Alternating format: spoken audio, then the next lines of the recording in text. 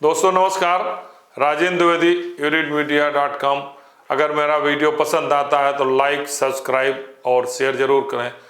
30 अप्रैल 2025 देश के इतिहास में स्वर्णिम अक्षरों में लिखा जाएगा, क्योंकि आज के दिन प्रधानमंत्री की अध्यक्षता में राजनीतिक मामलों की कैबिनेट कमेटी ने जातीय जनगणना कराने का महत्वपूर्ण निर्णय लिया है।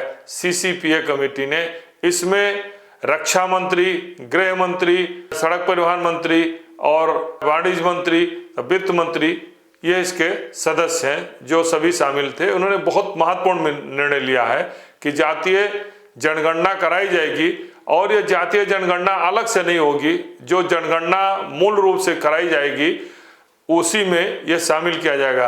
2021 में जनगणना होनी थी, लेकिन कोरोना के कारण जनगणना टली, तब से अभी तक निरंतर टलती जा रही है। हालांकि जनवरी से जनगणना 2025 में कराने की घोषणा की गई थी, लेकिन जनगणना नहीं हो पाई। आज महत्वपूर्ण निर्णय लिया गया कि जातीय जनगणना कराई जाएगी, और ऐसे समय लिया गया जब पूरा देश उबाल ले रहा था। ऐसे समय ये महत्वपूर्ण निर्णय लिया गया। इसको एक सियासी चाल भी कह सकते हैं। इसको जो देश में एक उबाल आया हुआ था, और राहुल गांधी पिछले 3 वर्षों से लगातार जातीय जनगणना की मांग कर रहे हैं, सारे विपक्ष के नेता जातीय जनगणना की मांग कर रहे थे, उसको पूरा किया है। तो एक नए सिरे से बहस शुरू हो जाएगी। और पहलगांव की घटना तो महत्वपूर्ण ही है, क्योंकि देश सर्वोपरि है और ये गणना या कोई निर्णय बाद में है, लेकिन फिर भी टीवी पर बहस में जातीय जनगणना भी एक महत्वपूर्ण स्थान लेगी।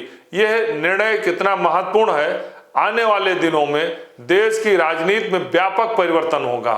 परिवारवादी जातीय नेताओं के जो वर्चस्व है वो टूटेगा, और 50% जो आरक्षण की सीमा है वो भी टूटेगी, और देर सबेर प्राइवेट कंपनियों में भी, प्राइवेट नौकरियों में भी आरक्षण देना होगा।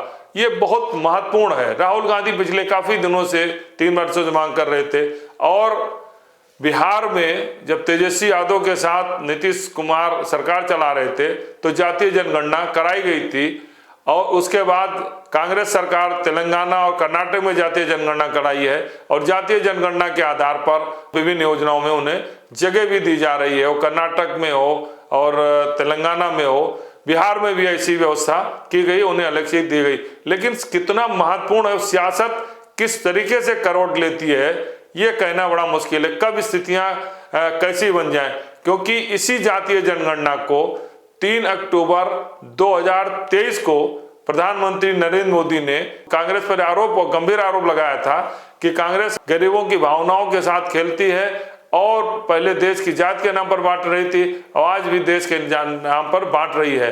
पहले तो सिर्फ भ्रष्टाचारी भी थे, लेकिन अब आर्थिक भ्रष्टाचारी अधिक बढ़ गए हैं। जात के नाम पर देश के विभाजन के प्रयासों को पीएम मोदी ने पाप बताया था 3 अक्टूबर 2023 को, लेकिन स्थितियां बदली, और इस तरीके से विपक्षी दलों का, राजनीतिक दलों का, सबका एक दबाव बना, और एक आम सहमति एक तरीके से बन गई थी। मोदी सरकार को मजबूर होकर जातीय जनगणना कराने का निर्णय लेना पड़ा।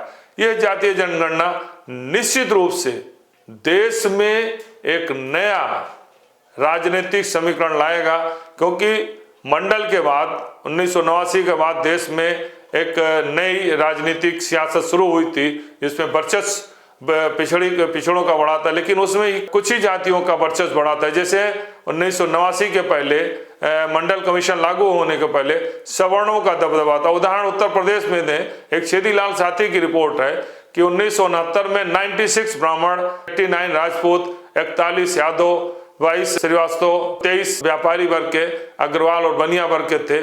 और इसी तरीके से उनका वर्चस्व टूटा जो मंडल कमीशन लागू होने के बाद 89 के बाद।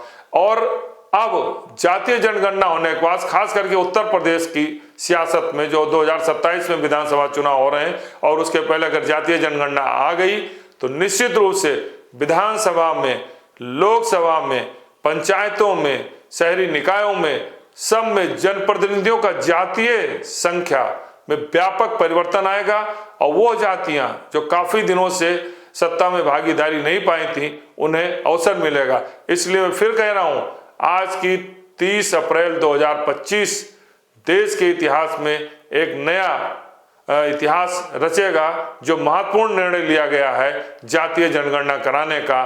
धन्यवाद।